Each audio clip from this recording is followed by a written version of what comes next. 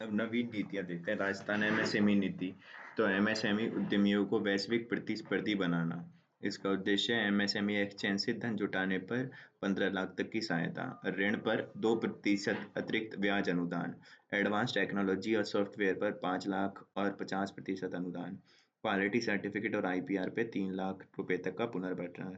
विपणन आयोजन में भाग लेने के लिए 1.5 लाख रुपए, डिजिटल उपकरण खरीद के लिए और प्लेटफॉर्म शुल्क 50,000। ठीक है।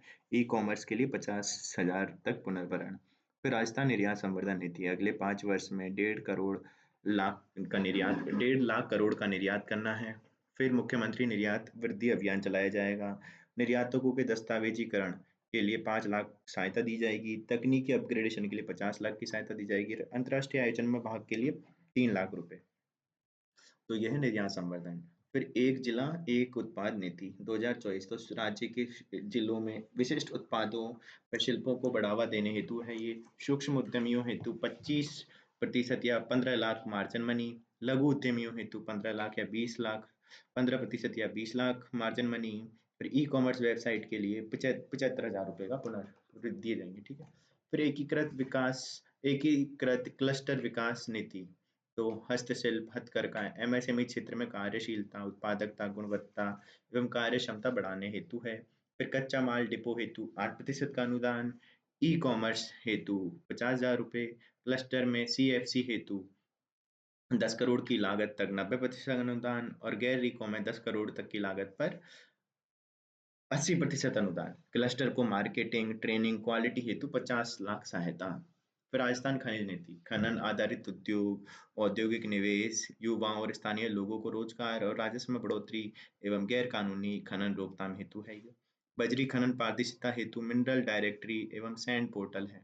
फिर राजस्व लक्ष्य है 2029-30 तक 3 गुना करना, 2047 तक 1 लाख करोड़ करना। फिर खनन में निजी सहभागिता को बढ़ावा देना भी इसका उद्देश्य है। फिर राजस्थान एम्स एंड पॉलिसी। तो एम्स एंड इकाइयों की स्थापना और बजरी का सस्ता विकल्प। फिर 3 करोड़ इंटू 3 साल, अनुभव भी 3 करोड़ का टर्नओवर। तो ये बाध्यता समाप्त कर दी। अब 3 करोड़ के लिए 3 साल का अनुभव और 3 करोड़ का टर्नओवर, ये बाध्यता समाप्त कर दी। रिफ 2024 के लाभ दिए जाएंगे, उद्योग का दर्जा दिया जाएगा। एम्स एंड के उत्पाद में 20% तक वृद्धि करना, सरकारी कार्यों में एम्स एंड का उपयोग 25% तक अनिवार्य कर दिया। फिर राजस्थान एकीकृत स्वच्छ ऊर्जा नीति, सौर पवन हाइब्रिड वेस्ट टू एनर्जी मिलाकर एक नीति बना दी है। फिर 2030 125 गीगावाट का लक्ष्य रखा है। 2030 तक 2000 केटीपीएन ग्रीन हाइड्रोजन का उत्पादन करने का लक्ष्य रखा है। ग्रीन हाइड्रोजन वैली एवं 1 गीगावाट के इलेक्ट्रोलाइजर का निर्माण भी करना इसका उद्देश्य है। फिर राजस्थान पर्यटन इकाई नीति 2024, eco tourism, field tourism, hotel, heritage इत्यादि सभी शामिल कर लिए हैं इसमें। 100 करोड़ रुपए का नया निवेश करने वाली पर्यटन इकाइयों को राजकीय भूमि आवंटित की जाएगी। पर्यटन इकाइयों को 4 बिल्ट अप रेशो दिया गया है। तो टूरिज्म एवं हॉस्पिटेबिलिटी उद्योग का दर्जा दे दिया गया है। टूरिज्म एवं हॉस्पिटलिटी को उद्योग का दर्जा। फिर AVGCXR नीति 2024। तो Rajasthan animation, visual effect, gaming, comics और एक्सटेंडेड रियलिटी नीति 2024 है। स्थानीय प्रतिभाओं, राज्य की संस्कृति, स्थानीय संसाधनों को बढ़ावा देने हेतु है। राज्य में एनिमेशन, फिल्म, गेम्स, कॉमिक्स को उत्पादन अनुदान। फिर अटल इनोवेशन स्टूडियोज एंड एक्सलेटर को बढ़ावा और स्टूडियो कोडिंग और वीएफएक्स लैब स्थापित किए जाएंगे। फिर राजस्थान निवेश नीति 2024। तो रिफ 2024 29 अक्टूबर 2024 को चालू की गई लंदन मीट के दौरान। थीम था इसका हरित, वैश्विक एवं सक्षम।